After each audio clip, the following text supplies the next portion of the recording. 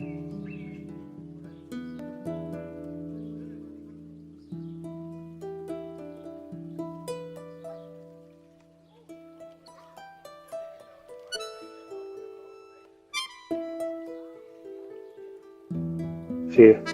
mira, te contaba que la música que estabas tocando hace poco, que corresponde al Bafón, al Ballet Folclórico Nacional de Chile, Sí. hoy está un poco de luto, ¿sí?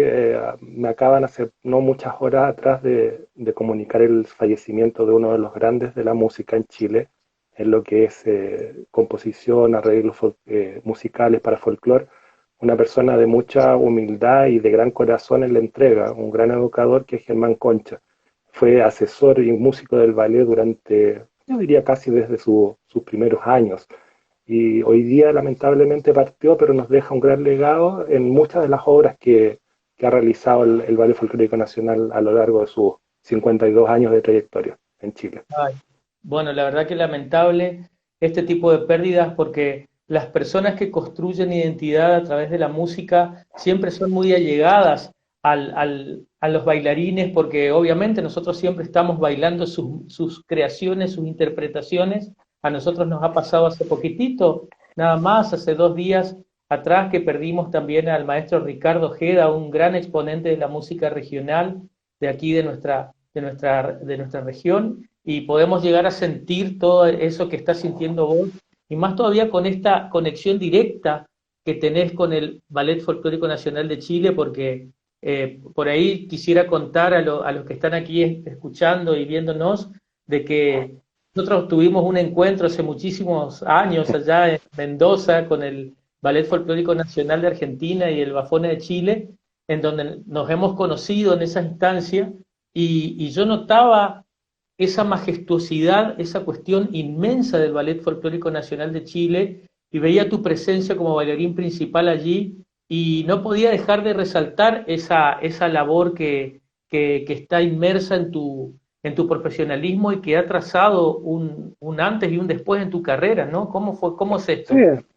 mira, lo importante más que destacar la carrera de uno, la carrera la hace uno en parte, ¿no es cierto? Pero también desde el momento que tú te unes a una agrupación de danza folclórica, a un ballet folclórico, o como quieran llamarse hoy día que hay tanta diversidad, eh, tú entras a un trabajo colaborativo en el que una persona sola no puede proyectar lo que te va a pedir el coreógrafo, lo que es la propuesta del ballet.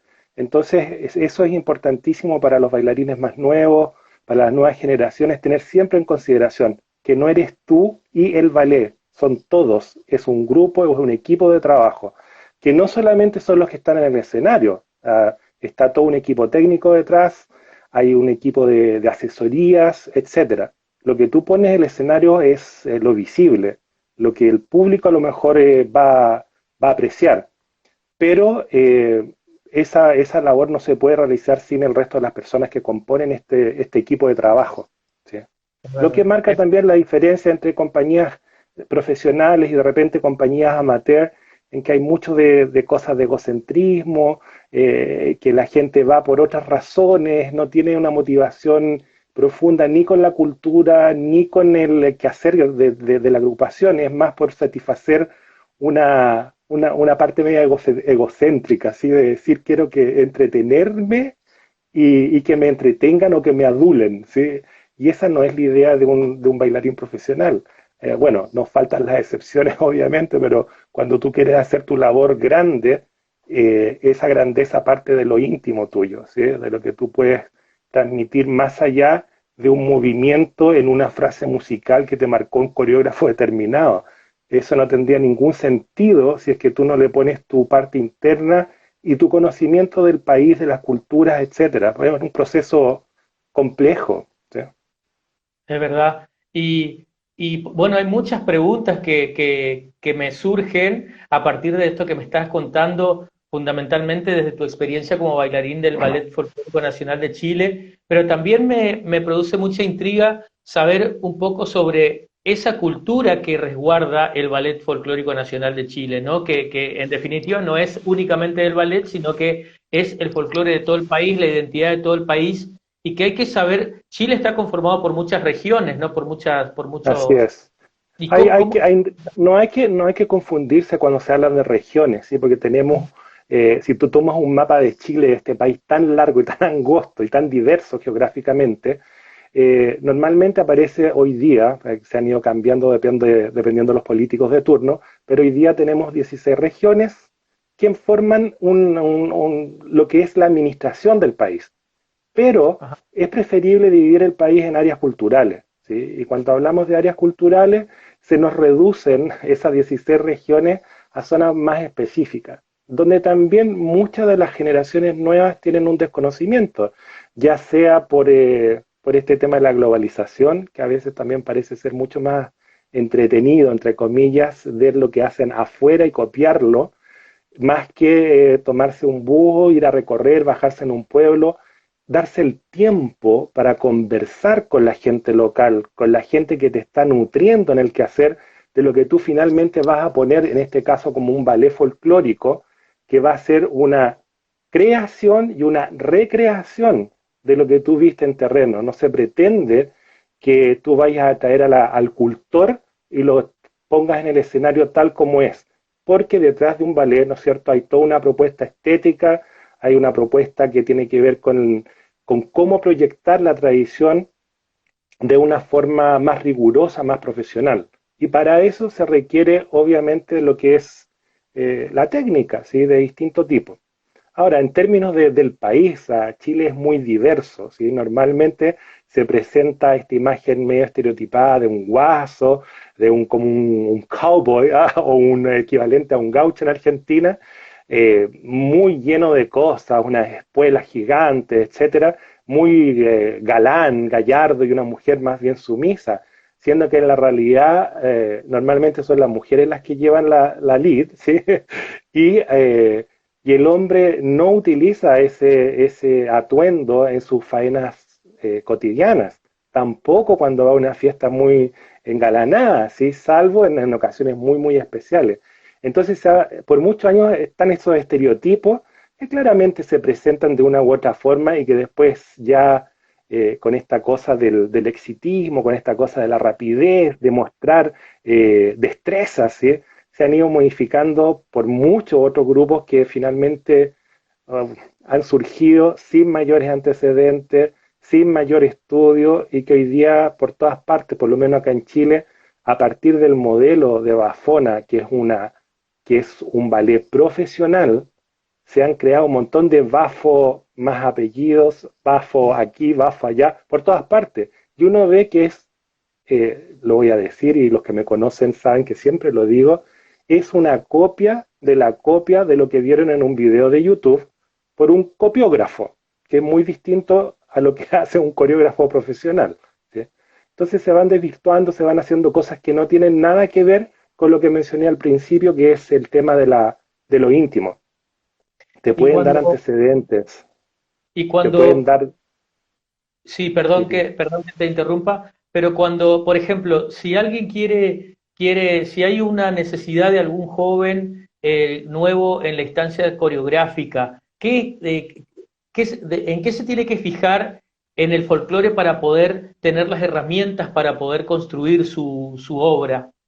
Mira, ayer hubo una charla muy interesante que fue, antes de ayer, perdón, que fue compartida por la Academia Nacional de Folclore de Margot Loyola. Eh, Hubo un lujo ahí que fue el profesor Rodolfo Reyes, muy conocido y muy influyente en la mayoría de los ballets folclóricos nacionales de distintos países en América Latina. Y una de las cosas que todos acordaron, estaba Osvaldo Cádiz, esposo de Margot Loyola, investigador también, Leticia Lizama, exdirectora, muy buena compañera de baile durante nuestro tiempo en el Bafona, y creo yo que lo principal para un coreógrafo es tener la posibilidad de vivir el entorno, ¿sí? Hay una cosa que es la etnografía, conocer el lugar, conocer la gente, tomarse el tiempo para empaparse de lo que después realmente va a ser su propuesta estilística. Obviamente Después de eso, el coreógrafo tendrá su propuesta y va a utilizar distintas herramientas que tienen que ver con la técnica, que tienen que ver con lo que el lenguaje que él quiere ocupar con sus bailarines. Y para eso necesita bailarines preparados, ¿sí?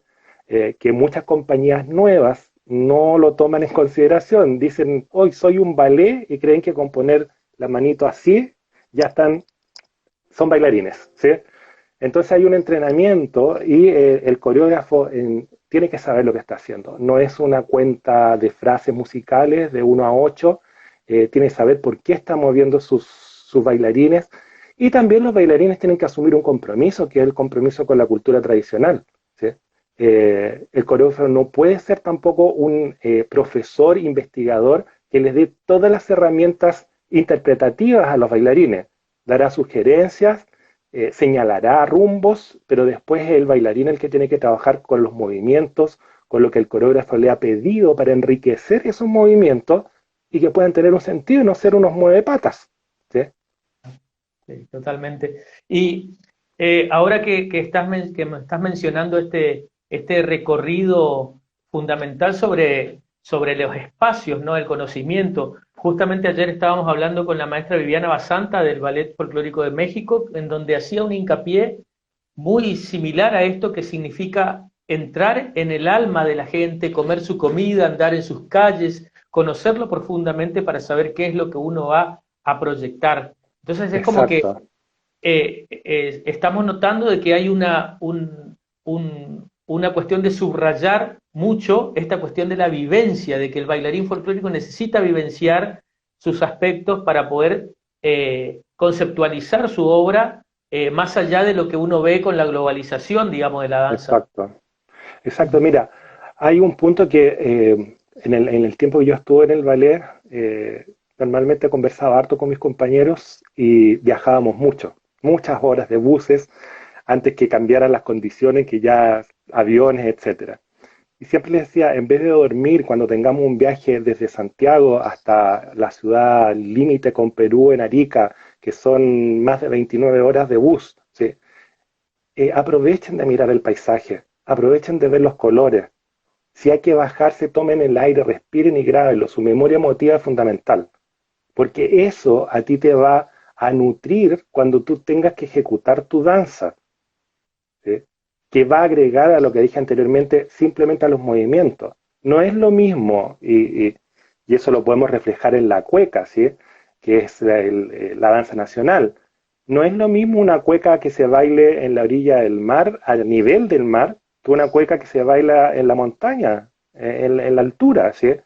¿Por qué? Porque el entorno geográfico te va a dar también una forma de movimiento y de desplazamiento muy distinta y que está determinada por la geografía.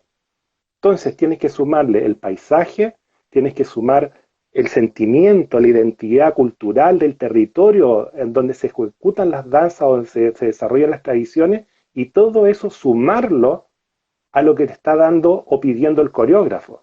Por eso Claro. es fundamental la vivencia, ¿sí? Es fundamental para nutrir esto y que no sea subirse al escenario porque me veo bonito o porque el traje tiene 10 o 20 falsos más y me hacen ver más lindo, ¿sí? No, o sea, es ese traje, ¿qué es lo que dice? ¿Tiene algún sentido? ¿Le estoy dando algún sentido? ¿O es para mi propio ego o para lucirme? Y no estoy aportando, no tengo un compromiso con la cultura tradicional. Porque finalmente es, o sea, a nosotros se nos encarga en todos los ballets nacionales de Argentina, de Chile, de cualquier país, se nos encarga ser un poco una suerte de embajadores, ¿sí? De lo que es la cultura local. Entonces, si yo me quedo en las bonituras, eh, estoy desperdiciando una gran oportunidad que a lo mejor otra persona con mayor compromiso podría ejecutar de mejor forma, ¿sí? Y ahí se ve la diferencia, no solamente en el ámbito de los ballets folclóricos, también en el ámbito de la danza. Cuando tú ves un bailarín virtuoso, ¿sí? Tienes dos alternativas, o te puede encantar o puedes decir, ¡ay, qué lindo! Se dio 6 vueltas. ¡Ay, puede darse 10 más! 20 piruetas, puede saltar como un loco, ¿sí? Pero se bajó del escenario y tan pronto como desapareció de escena se te olvidaron las 20 vueltas. A diferencia de otro que puede a lo mejor dar una, pero esa única vuelta que da le agrega esto que estamos hablando, el sentido, el significado, el sentimiento interno, y tú dices, ¿y por qué este que da una me gusta más que el otro? Algo tiene, ¿sí? Y ese algo es lo que hace la diferencia y que lamentablemente en muchos ballets profesionales, muchos bailarines que llevan años, siempre se preguntan, ¿y por qué no me eligieron a mí? ¿Y por qué no me pusieron a mí si yo soy tan maravilloso? Es por eso, por esas pequeñas sutilezas, por esas diferencias, por ese compromiso con el entorno y con la cultura, con la gente de tu país. Eso marca la diferencia. Qué maravilloso esto que decís, porque bueno, nosotros estamos ahora con mucha presencia de muchos bailarines que están siguiendo esta charla y a veces es como que para los jovencitos, esa ansiedad que uno tiene cuando es jovencito y entra en los elencos oficiales o en sus ballet específicos, tiene como esa necesidad de querer bailar todo y quizás sin ese condimento lo pasa de largo, digamos, ¿no? Y ahora Oye, nosotros y lo también, otro, perdona que te interrumpa, sí, querer bailar todo y ojalá que nunca me lesione y me saquen, porque muchos incluso ni siquiera se respetan su propio cuerpo, prefieren bailar lesionados simplemente por el hecho de estar en el escenario. Es una mezcla entre el ser y el estar. ¿Ah? Ahí hay una dicotomía que se puede analizar profundamente. Prefiero recuperarme y seguir con mi compromiso con las tradiciones o con la cultura popular, ¿no es cierto? A, sí, a seguir moviendo los pies porque necesito estar en el escenario. Son cosas que se entienden también con el tiempo, este ímpetu exacto. de la juventud, pero es bueno mencionarlo porque a veces también ayuda a que muchos se calmen y busquen otra forma de enfrentar el movimiento y enfrentar la danza.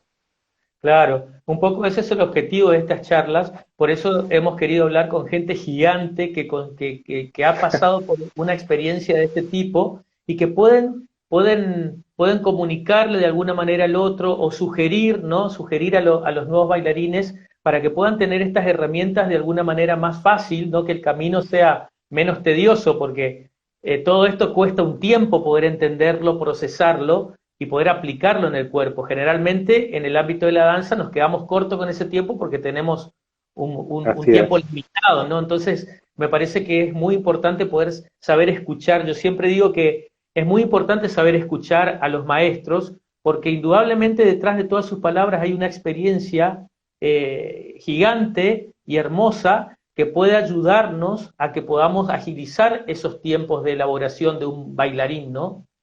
Sí, mira, hay cosas que uno no tiene que desconocer, ¿sí? Es importante para las nuevas generaciones, uno, el tema de superar la inmediatez, saltarse los procesos, porque eso es muy de esta era globalizada, ¿sí? Que las cosas tienen que ser inmediatas y los logros tienen que ser en el menor corto posible, tiempo posible.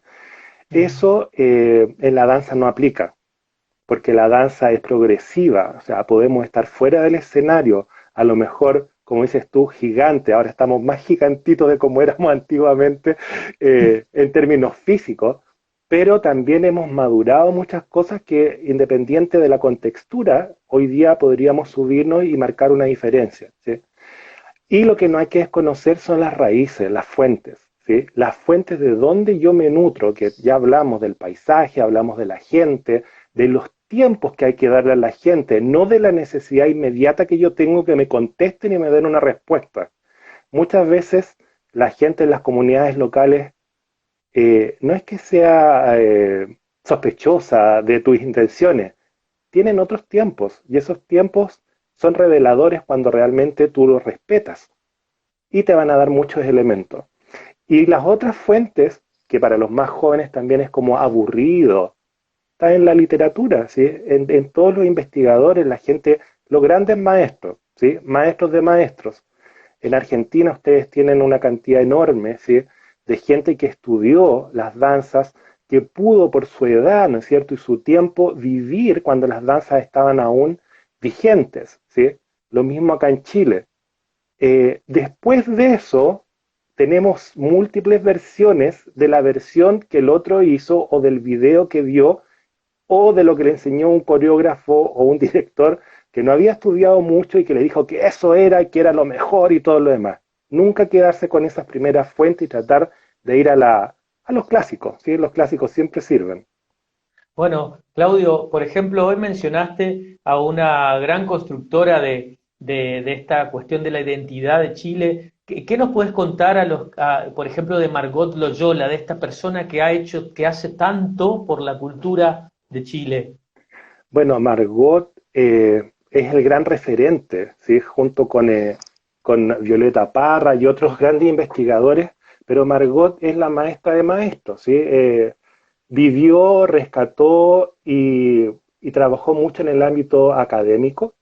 Eh, una gran intérprete que muchas veces en su interpretación siempre mencionaba el tema de vivir. Eso es lo que ella hacía, vivir con la gente, ¿sí? Cuando trajo las danzas y los cantos de la isla de Pascua, no fue un minuto, fue y vivió hasta que ella misma se puso a prueba frente a los Rapanui, ¿sí? Para que ellos le dijeran si efectivamente los representaba en su canto, en su forma, etcétera. Lo mismo hizo con el pueblo mapuche, sus innumerables viajes a través de Chile con distintas culturas, distintas personas. Entonces, el caudal de conocimientos que ella generó, el caudal de estudiantes que también formó, han sido una gran escuela para mucha gente en el país, ¿sí? Y ella, como te digo, es un gran referente y va a seguir siendo, ¿sí? Hasta sus últimos años de vida estuvo estudiando, publicando y es la maestra de maestros, ¿sí? Totalmente. Yo recuerdo siempre que te comentaba algo que necesitaba saber sobre la cultura de la danza en Chile en general, el folclore, y siempre me mencionabas a Margot Loyola, y creo que es una referente muy importante que inclusive hemos nosotros encontrado un material sobre el chamamé que está en una de las regiones folclóricas de Chile, en donde para nosotros nos pareció como muy curioso eso, porque en un paisaje completamente diferente al que nosotros podemos llegar a sentirlo al chamamé, allí insertado a través de un estudio que se puede llegar a ver por Margot Loyola. Bueno, y así hay otros también, un estudio que hizo de la cueca en toda su trayectoria por América Latina, ¿sí? Entonces aparecen muchas referencias de lo que es la cueca en Argentina, la samba, en Perú, hasta México, ¿sí? Hay antecedentes que son reveladores y es importante que la gente que no los conoce y que está relacionado, vinculado de alguna forma, pueda acceder a ellos. Mucha vinculación tuvo también en Argentina, ¿sí? En el estudio de la samba de otras danzas. Ahora, una de las cosas que yo recuerdo, ella fue mi maestra y tuve la oportunidad de compartir con ella durante mucho tiempo. Una de las cosas que siempre recuerdo es que ella decía que no había nada más universal que el folclore, pero también nada más particular que lo folclórico. Cuando uno dice, no, es que esto es argentino o esto es netamente chileno, y uno tiene la posibilidad de viajar, de ir a otros lugares, de repente dice, oye, esto me parece tan familiar, es tan similar a lo que hacemos allá, claramente, claramente tenemos esta cosa que el folclore es un proceso dinámico que va siempre siendo adoptado y adaptado.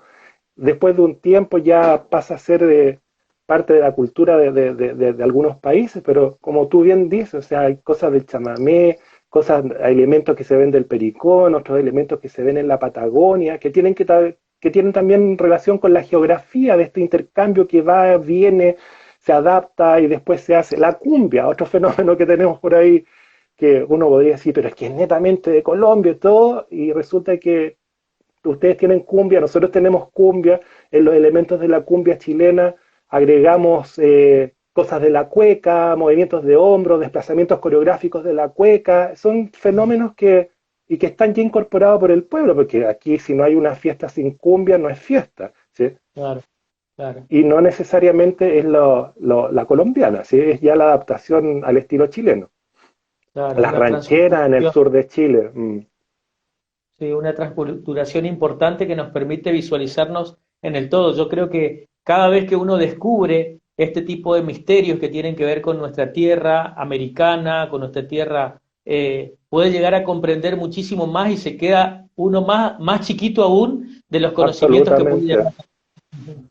Es importante el tema de estar, mientras se tenga la oportunidad, de estar ojalá permanentemente viajando, ¿sí? Viendo los cambios, porque también a veces encontramos muchos investigadores que hicieron su trabajo hace 40 años y nunca más fueron a la fuente, ¿sí? Y siguen con ese mismo trabajo diciendo, no, es que esto es así, es así, es así, y resulta que la sociedad cambia, las costumbres cambian, etcétera, y es importante ver eso en terreno, ¿sí? Para ver también la evolución del folclore, porque como te dije, no es algo dinámico. claro. Eh, Hay algo que me gustaría tener tu apreciación, que yo lo he notado en las propuestas artísticas del Bafona o del Ballet Folclórico de México, algunas compañías también, otras compañías a nivel América, que es este énfasis por las comunidades aborígenes, la presencia de la danza, del ballet en lo étnico, ¿no? Porque al menos aquí en Argentina nosotros tenemos muchas comunidades aborígenes, pero la danza no necesariamente está cercada hasta esos espacios, ¿no? Es como que lo vemos como que el criollismo en adelante recién forma parte de un folclore o de una identidad de un lugar. Y qué maravilloso que es que se pueda ver también a una compañía, a un bailarín que interpreta la cultura desde el punto de vista étnico. ¿Qué me contás de eso? Eh, Mira, es que si vemos el mapa de Chile y la constitución eh,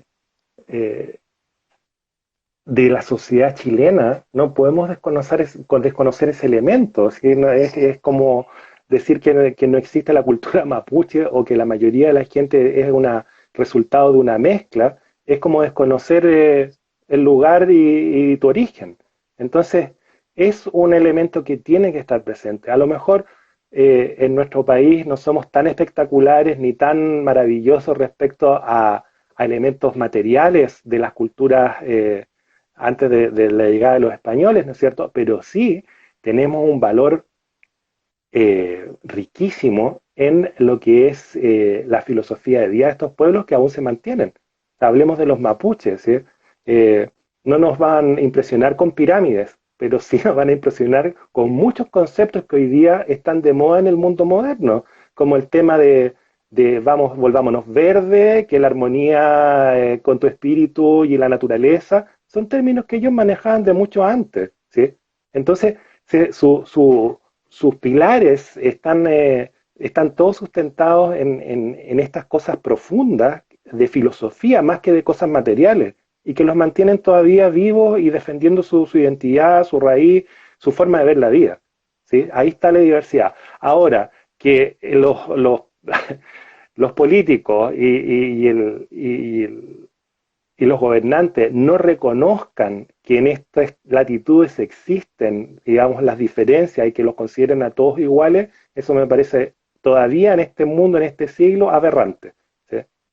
Decir que no, que son todos chilenos, porque hay formas de ver la vida en su filosofía, en su cosmovisión, que dista mucho de lo que es la cultura dominante en este caso. ¿Sí? Claro. Bueno, Tenemos esos ejemplos en el sur, después en el norte tenemos una interacción enorme incluso con ustedes, lo que son los pueblos aymaras, ¿sí? En el norte, los atacameños, Rapa Nui, que hoy día también es increíble ver el cambio que ha habido en Rapa Nui, Isla de Pascua, para los que no conocen el término, ¿cierto?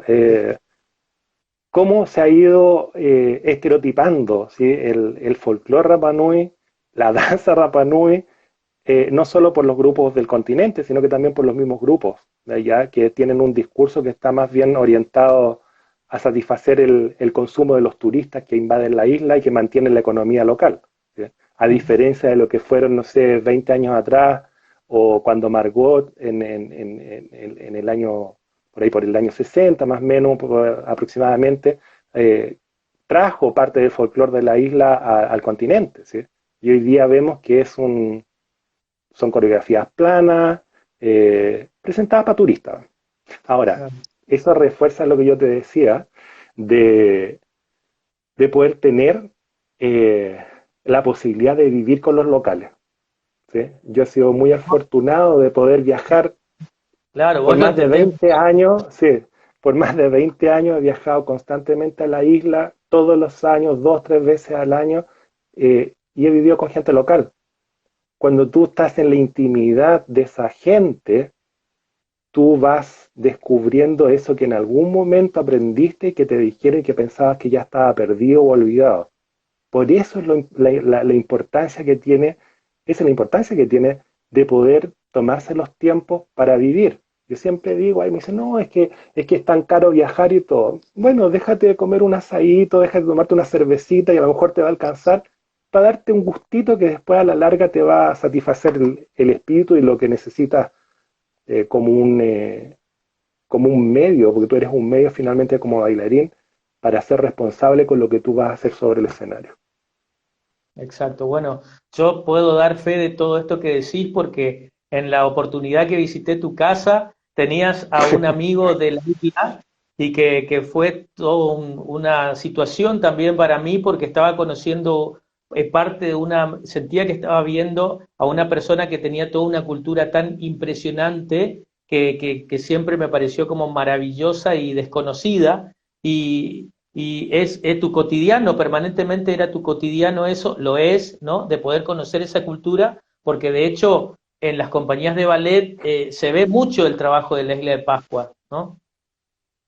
Así es, sí. Pero hay, como te digo, hay una constante en lo que han sido los grupos de los más jóvenes en la isla que se repiten unos con otros, coreografías frontales, salvo que te inviten a una ceremonia de la gente, para la gente, donde no vas a ver eso que es lo que se lleva la mayoría de los investigadores que van por 3 días, hacen todos los tours en la isla y van a ver el show un día en la noche y con eso traen material que lo copian en los grupos en los cuales dirigen o están trabajando, sin ningún antecedente de ningún tipo. Y que desde, de acuerdo a tu experiencia en la isla y con la gente, ¿cuáles son las ceremonias o las situaciones sociales que más te gustaron y más te parecieron como en la dimensión que lo podés ver desde tu lugar de bailarín, por ejemplo?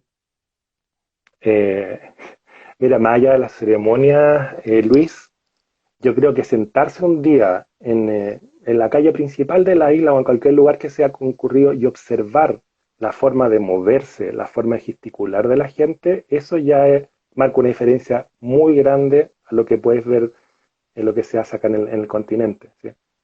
Claro. Eso nutre. El resto ya son ceremonias o celebraciones que son más privativas, de repente cuando se reúnen en forma espontánea, bailan o en forma espontánea tocan su música, eso ya son cosas distintas, ¿sí? Pero lo básico es sentir eso, como te digo, de poder compartir el día a día, pero observando detalladamente esas similitudes o diferencias Claro. que marcan, o sea, definitivamente, ¿sí? ¿Cuáles son las danzas de la isla? Mira, hay una variedad enorme, ¿sí? Las más comunes son, y las más como conocidas y representativas es el sausao. Ahora hay que considerar que muchas de las danzas de la isla además han sido influenciadas, traídas de otros lugares también, ¿sí? Eso tiene la isla, que hay cosas que son muy permeables, ¿sí? En la música a veces comienza el sonido del ukelele y tú dices, oye, eso me parece una música como un country western, ¿eh? De Estados Unidos, música country. ¿Por qué? Claro, porque de repente el isleño viajó, tienen un oído musical privilegiado, ¿sí? La mayoría de los isleños viajan, les gustó y tocan, después vuelven, toman el ukelele y empiezan a tocar y se repite y lo que dijimos anteriormente, se adopta y se adapta, ¿sí? Mm. Entonces buscar algo que sea sumamente tradicional o sumamente puro es bien difícil porque también hay un tema de la historia de la isla, así como se gestó y cómo bajó el nivel de la población y después se recrearon cosas, se tomaron muchos cantos de la iglesia, etcétera. O sea, hay una diversidad grande, ¿sí? Qué maravilloso eso. Y volviendo para estos lados, digamos, en Chile, para los que no conocemos la totalidad del folclore Chile, ¿cuántas danzas tiene Chile? ¿Cómo se diferencian? Pues difícil poder darte un número exacto, ¿sí? Lo que sí, lo que yo te dije anteriormente, tenemos estas áreas culturales, ¿sí? Que Ujú. reflejan, digamos, la diversidad. Podemos hablar en el norte de la parte aymara, después de lo que es el sector atacameño, la parte central de Chile, centro-sur de Chile, que es más influenciada por las danzas que vinieron de España y que después se fueron adaptando acá. Y después ya más al sur tenemos lo que es el área cultural mapuche, un área súper importante también que es Chiloé, el archipiélago de Chiloé, que es la segunda isla más grande que hay en Sudamérica y está compuesta por una isla grande y por alrededor de 40 pequeñas islitas, es un archipiélago. Ahí se desarrolló una forma muy característica y muy única, producto del aislamiento y producto de que fue uno de los últimos lugares en incorporarse al territorio chileno. ¿Sí? Chile ya había declarado la independencia y Chile se mantuvo leal a la corona española por un par de años más. ¿Sí? Entonces se dan muchas danzas que tienen que ver con influencia europea, que vienen de la contradanza. Las formas musicales también tienen otra forma de ejecución, ¿sí? Y Ujú. así, después nos vamos al sector de la Patagonia y vemos que hay cosas que son similares entre Argentina y Chile, pero Claro. como te digo, lo importante para entender el folclore chileno es principalmente verlo por las zonas culturales, ¿sí? No hay una danza que dijéramos, esto representa y es único, ¿no es cierto?, de todo Chile. Podría ser la cueca, pero también la cueca, a pesar de que fue declarada por decreto, ¿sí? Por un decreto de un gobernante que no voy a mencionar, como danza oficial nacional de Chile, tú Ujú. vas al norte, vas a Chiloé, en todas partes tiene estilos distintos que reflejan lo que es la realidad geográfica, la realidad del hombre de ese lugar, o la mujer de esos lugares, ¿sí? Que es un Y, poco lo que a mí me llama la atención de allá de Argentina, ¿sí? Porque en Argentina hay mucho de academia, ¿sí? ujú. De cosas muy establecidas, cuatro para allá, cuatro para acá, tal vez me equivoco, ¿sí? No, es Y así. cada vez que uno, claro, y uno ve así como una estandarización de muchas danzas que después cuando las ve en terreno también dice, oye, pero ¿por qué no hacen esto si tiene mucho más, más riqueza que esta cosa como media academicista, cuadrada, en tiempos exactos, etcétera?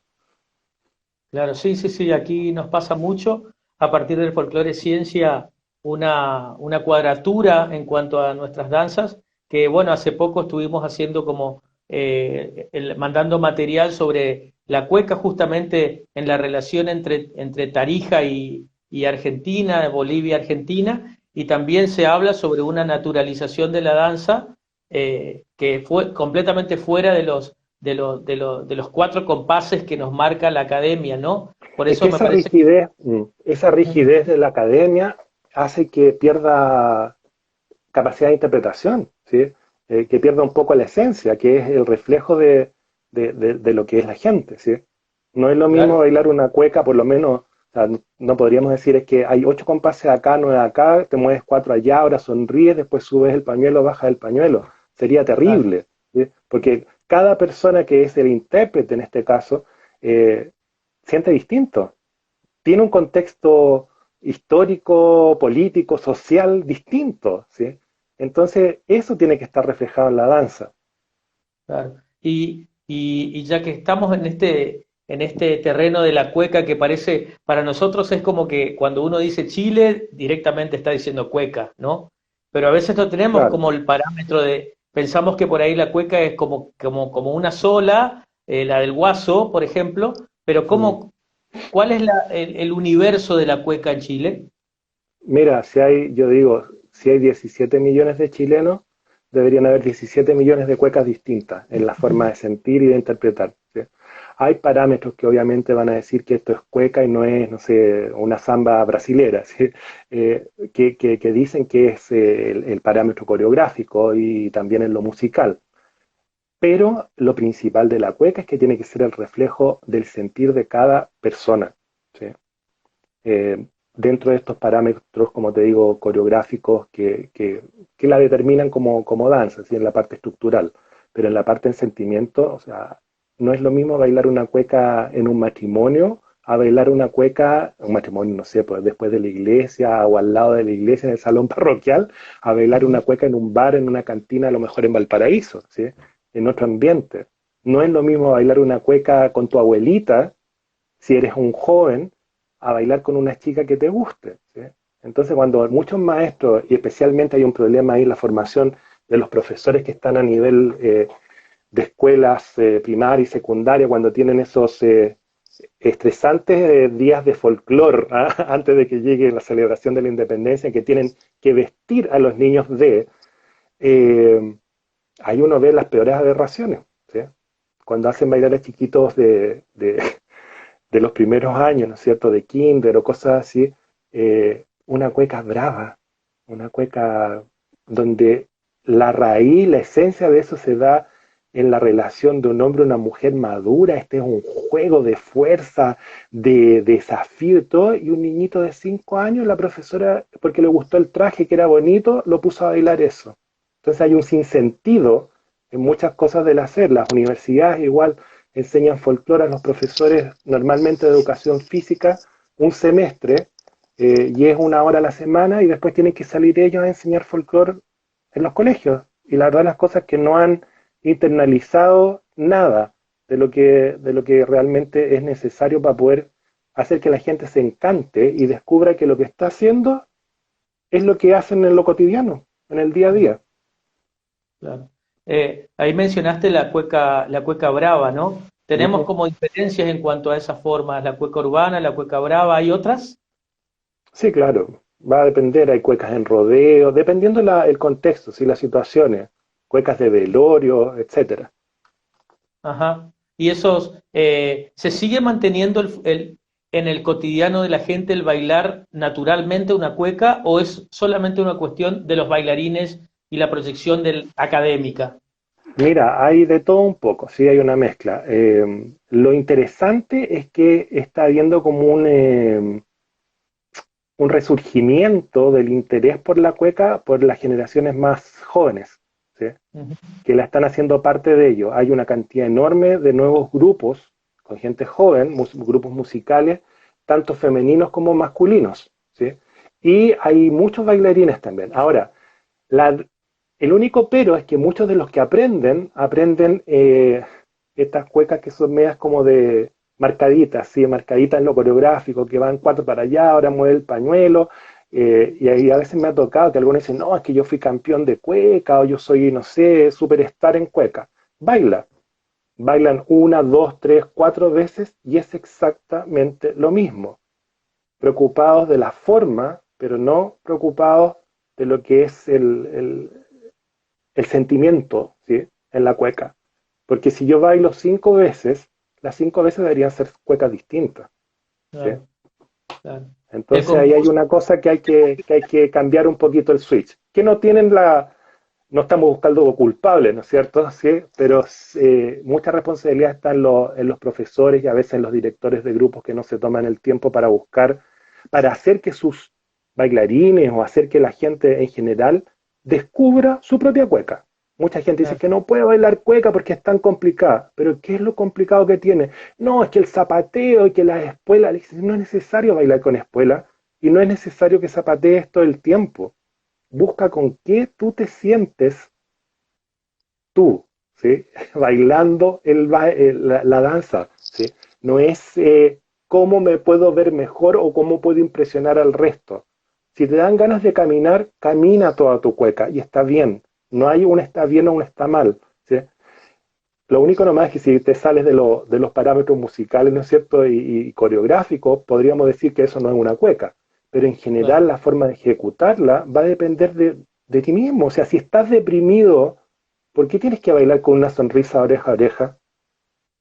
O si te dicen, baila con esta chica y esa chica no te gusta, ¿por qué la niña te tiene que coquetear y poner caritas y hacer un montón de cosas que no corresponden? Si no te gusta el tipo, si tú vas a una discoteca y te sacan obligado a bailar con alguien, lo más probable es que no le vas a coquetear ni le vas a sonreír. pero hay unos estereotipos por ahí que ojalá pronto ya terminen con estas nuevas generaciones de jóvenes. ¿Eh? ¿El concurso puede llegar a tener alguna incidencia en todo eso? Absolutamente, absolutamente. Cuando se instauró o sea, se pasó este decreto de la cueca como baile nacional, comenzaron los campeonatos nacionales de cueca.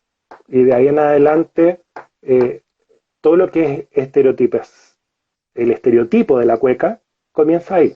¿Por qué? Porque cada vez los bailarines que participaban en los concursos buscaban formas de impresionar al jurado.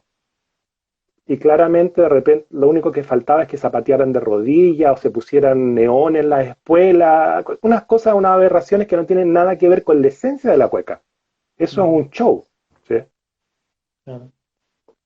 Bueno, la verdad que es tan interesante todo lo que nos contás porque tu experiencia en el terreno es muy amplia y además también lo que a mí me gustaría destacar es tu tarea pedagógica en esta proyección de todos estos conceptos que no se dan solamente en los terrenos del ballet, como por ejemplo en el ballet Nehuen, que dirigiste mucho tiempo, ¿lo seguís Ujú. teniendo?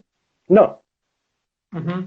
Lo no. trabajaste durante tiempo, Sí, pero eso también, eran, mm, eran también chicos que estaban en riesgo social bueno, a lo mejor tú tienes el mismo sentimiento después de años que uno ha invertido en aprender y todo lo demás, mucha gente quiere compartir lo que ha aprendido, ¿sí? Y esa fue mi motivación, y más en chicos con riesgo social, ¿sí? En riesgo social, ahí en otros lugares, y a través de la danza, usar la danza como una herramienta para que refuercen su proceso de desarrollo, ¿sí?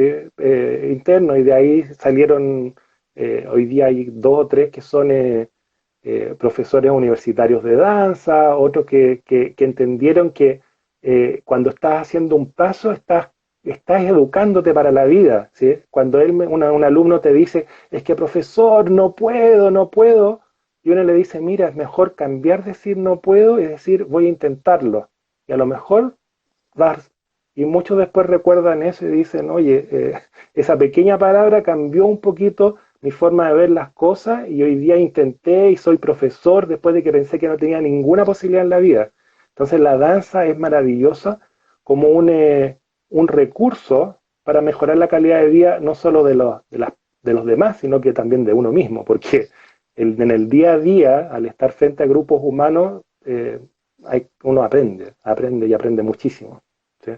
es verdad, es verdad. Bueno, eso justamente era lo que quería destacar, porque pareciera como que en el terreno, en el transcurrir de la vida de uno como bailarín, hay etapas, obviamente, y hay una necesidad en un momento de la vida de poder volcar todo esto y de que la danza se transforme en una tarea netamente social, digamos, desde el contener a los bailarines, a aquellos jóvenes que necesitan una herramienta desde algún lugar como para poder sostener sus vidas y que la Mm, danza sea ese el motor, como bien lo estás diciendo. ¿Eso mm.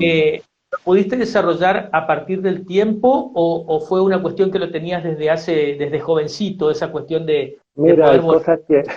hay cosas, Luis, que vienen de la herencia familiar. ¿Sí? En mi casa son todos medios locos, con un corazón gigantesco para compartir con el resto de las personas. Entonces, cuando de repente me decían, ¿y por qué vas a esos lugares, qué sé yo, que son tan peligrosos? ¿Por qué no te vas a una academia a dar clases, qué sé yo?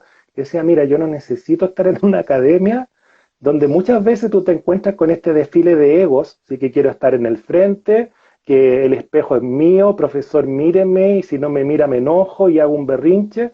Y dije, no, yo quiero compartir los regalos que he tenido en mi trayectoria, digamos, bailando, las posibilidades que tuve de estudiar en otros países, en distintas partes, conocer buenos maestros, lo quiero compartir con gente que no tiene posibilidades. Y eso es lo que hice, busqué, llegué a unos lugares que todo el mundo dice, no, es que este es como el lugar más malo de Santiago, nunca me pasó nada. Y cuando la gente habla, le digo, tómate una micro, anda a ese lugar y después habla.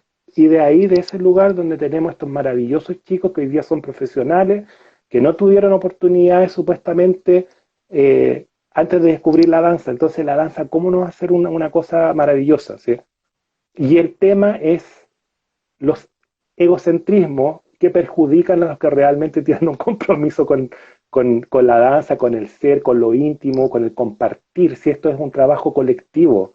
Cuando tienes problemas de otro tipo, tienes que ir al psiquiatra, al psicólogo, no entrar a un ballet, ¿sí? Porque el ballet no te los va a resolver, te los va a incrementar. ¿Ah? Y bueno, estamos acá charlando con Claudio Leroy, ex primera figura del Ballet Folclórico Nacional de Chile. La verdad que muy contento de poder tenerte aquí.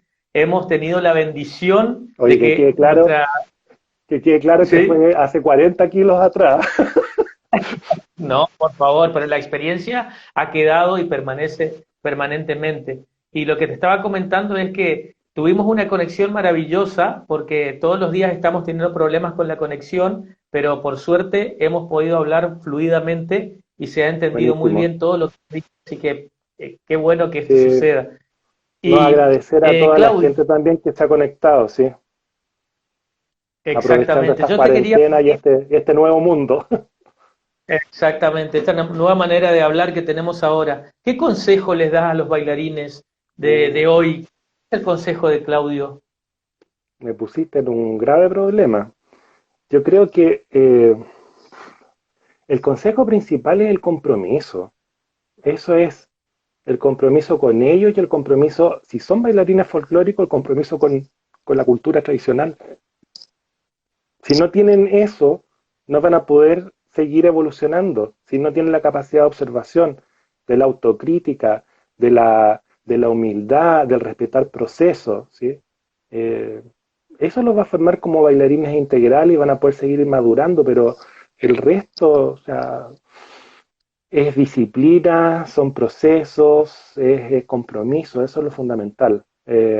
No quedarse con las primeras fuentes y si encuentran que el profesor es malo, cámbiense de grupo y busquen lo que realmente los pueda satisfacer dentro de su búsqueda, ¿sí? Porque también la danza en todas sus formas es buena, ¿sí? Pero algunas mejor que otras. Algunas expresiones y algunos maestros son mejores que otros. Sí. Bueno, muchas gracias Claudio por este encuentro maravilloso. Estoy Gracias a muy ti, feliz. Luis, por abrir este portal, ¿sí? Y gracias a toda la gente que estuvo conectada. ¿Mm?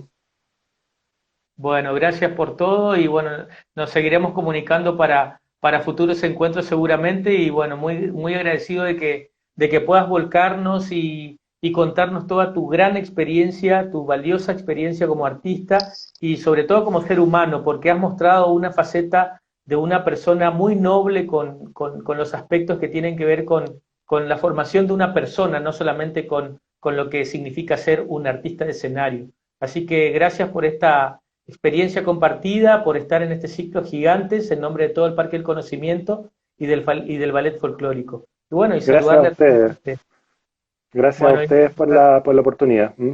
Y, un ok, que estén muy bien, ¿sí? fuerte abrazo y cuídate mucho allí en Chile.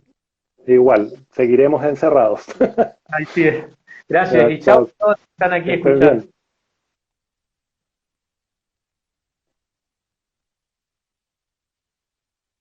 Bueno, muchas gracias a todos y los esperamos mañana, el día lunes, que vamos a estar con el maestro Antonio Najarro, ¿sí? Directamente desde España, en donde nos va a contar su impresionante carrera como director, exdirector del Ballet Nacional de España y de su propia compañía. Así que bueno, mañana los espero a todos, es un día maravilloso como todos estos días que estamos pasando.